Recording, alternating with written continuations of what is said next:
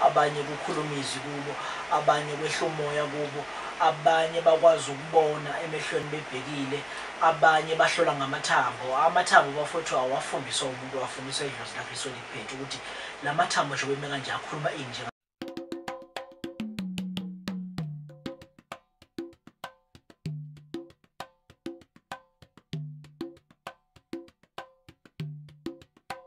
Sanibonani bafowethu, ngiyanibingelela ngithemba ukuthi nonke niphilile. Namhlanje ngithe ngithatha leli thuba nje elincanyana ngithi sizodinga idudabanyana olungekho liningi kakhulu engifuna sibonisane ngalo lincane. Hlezi abantu abaningi bazovuleka mhlambe bebone lapha nathi sibona khona kakhulu, because kunento ehluphayo abantu kakhulu uma ngabe mhlambe bethwasa, abanye uma ngabe belungisa indlela kamoya.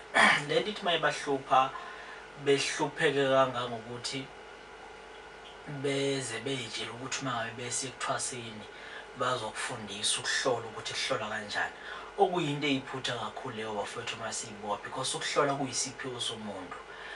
Yingakho mhlaba wonke kunabantu abahlukene abakwazi ukuhlola kodwa ngendlela engafani futhi ngendlela ehlukene, efuna nawe uyibuka ukuthi ngempela kanti ukuhlola kuyini.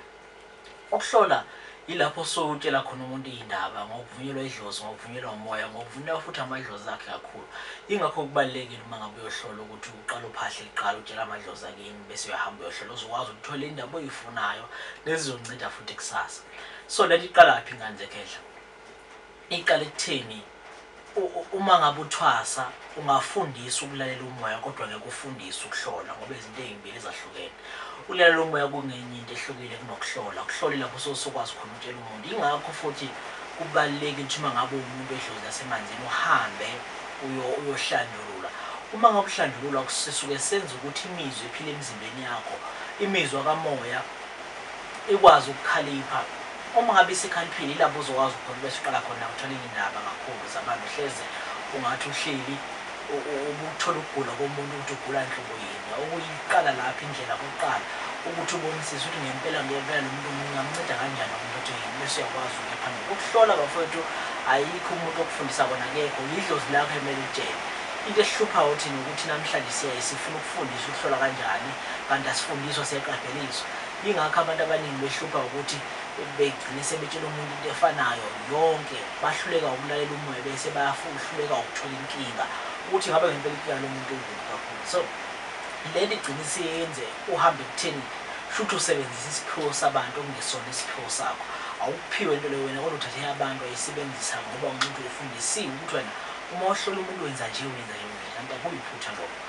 Ulinde idlozi lakho lizokube yilona elikhulumayo nawe likutshela ukuthi uhlola kanjani mhlawumbe noma lize likwambulele izinto, ngoba baningi abantu abakwazi ukuhlola. Abanye kukhuluma izwi kubo, abanye kwehla umoya kubo, abanye bakwazi ukubona emehlweni bebhekile, abanye bahlola ngamathambo. Amathambo bafowethu awafundiswa umuntu, wafundiswa idlozi lakhe esoliphethe ukuthi la mathambo nje beme kanje akhuluma ini njengamanje, noma engama ukufana but abantu abahlukene naney'nkulumo ezingafani.